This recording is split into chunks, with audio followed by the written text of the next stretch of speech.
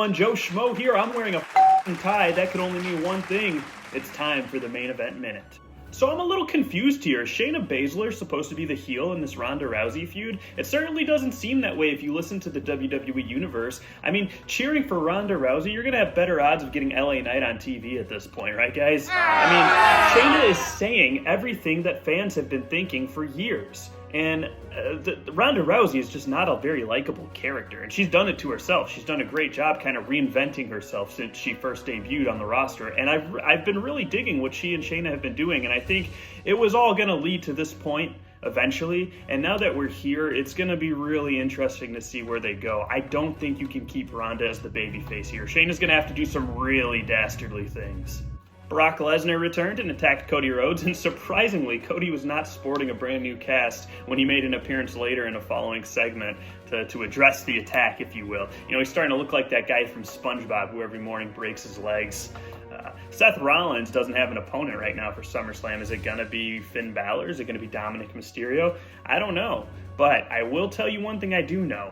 The ending of Monday Night Raw, where Finn Balor attacked Seth Rollins, so Damian Priest did not want to cash in his briefcase, that was trash, okay? What does it matter if Finn Balor's attacking Seth Rollins at the end of the match? What, you want an honorable win all of a sudden? You were just pummeling the man on the outside of the ring, looking to batter him to cash in your briefcase, but because Finn Balor's going to jump in, you don't want to do it?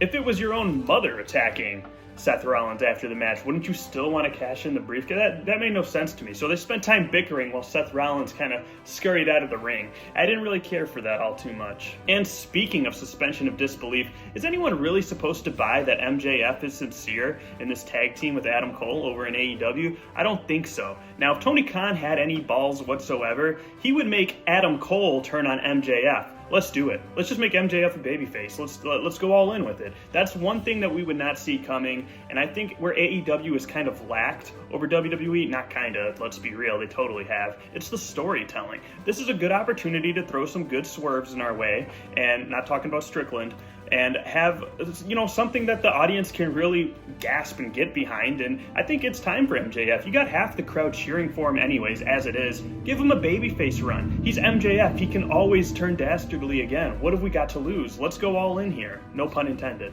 And then lastly, this would not be the main event minute if we did not cover the Bloodline. Jey Uso has officially laid down the gauntlet, challenging Roman Reigns to go one-on-one, presumably at SummerSlam. And this is interesting, right? Because they're in a very different spot since the last time they went 1v1 has finally come full circle. I'm assuming that we're going to get some chicanery from Solo Sikoa, and I think it's time. If you heard the electricity from the crowd when Solo picked up that lay in that segment during SmackDown, the fans are ready.